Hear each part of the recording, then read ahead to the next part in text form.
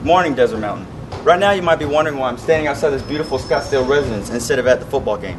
To tell you the truth, it's because I completely forgot to do this while I was at the game. I showed up to the game and there was really nobody there yet. But dude, they showed up. And I mean they showed up. Desert Mountain came out ready to play some ball, looking like a bunch of heroes, and those other guys were there too. The turnout for Desert Mountain was huge. Everybody showed up to the game. Family, friends, the band, even the bicycle cop knew it was going down in Desert Mountain. Desert Mountain had some trouble gaining yards right away. The Mosquite defense held strong, forcing Desert Mountain to punt the ball. Desert Mountain wasn't going to be having none of that, and their defense held just as strong as Mosquite's. First quarter of the game was slow to start, and both teams had trouble gaining yards. At the end of the first quarter, the score was 0-0. But nobody was giving up. Both teams' defense did a pretty good job of making sure the other one didn't gain any yards. On defense, this Wolf caught an interception, shaking Mosquite's morale. In this play, the Mosquite quarterback is being tackled by the Desert Mountain team photo. This made the ref angry, so he threw a flag at the play. The same trend stayed, and both teams had trouble gaining yards on offense. Neither team scored any points, and at the end of the half, go ahead 23, the score was still 0-0. Both the band and the cheerleaders came out repping Desert Mountain strong for the halftime performance. The band and the cheerleaders also performed the fight song.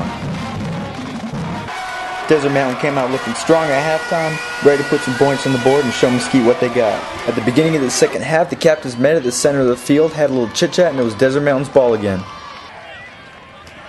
The Wolves were ready to go, and at the beginning of round 2, number 5 almost broke for a big run but got tripped up. Deep into the third quarter, Desert Mountain threw an interception to Mosquite. Mosquite ran it back all the way, but about 50 flags were thrown in the play, causing them to have their points stripped. The score was back to 0-0. There was a period of time in there where flags were being thrown left and right. For real, there's about 50 of these suckers going around.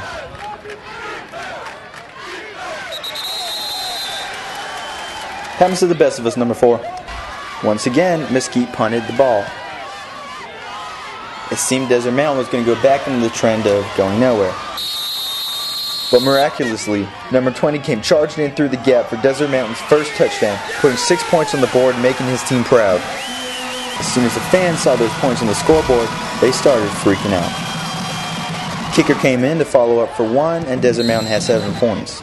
Not long after the first touchdown, number 11 came flying around the outside for Desert Mountain's second touchdown, putting 6 more on the board. With 2 back-to-back touchdowns over Mosquite and the ending of the game closing in, the Wolves were feeling pretty confident. The energy could be felt in the stands and on the sideline. Like these guys right here. Mosquite started to pull their trickiest, most desperate plays, but to no avail.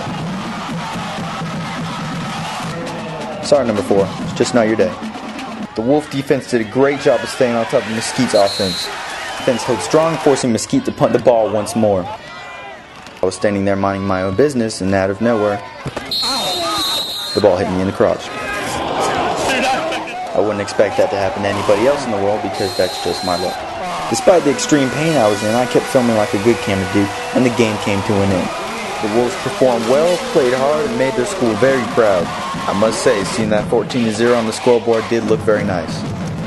Sorry, Mosquite. Good effort, just not good enough for the Desert Mountain Wolves. Good game, Wolves. Now a word from Coach Tapper. Well, you know what, we have a goal this year. We want to play at ASU this year. You know, we feel like we got a senior team. This is our first team that's been with us all 4 years, and these guys got a common goal. There's 29 seniors, and you know they stepped up, and a couple of them juniors did, and it's a great win. You know, they reacted to a little adversity in the first half, come out second half, and got her done. I feel you, Coach. Anything else you have to say to the fans? Come out and support us next week at Sander Day, and we're going to be looking for that victory number 2. And we'll see you there, Coach. Go Wolves! From DMTV, I'm Alex Harris. Back to you guys.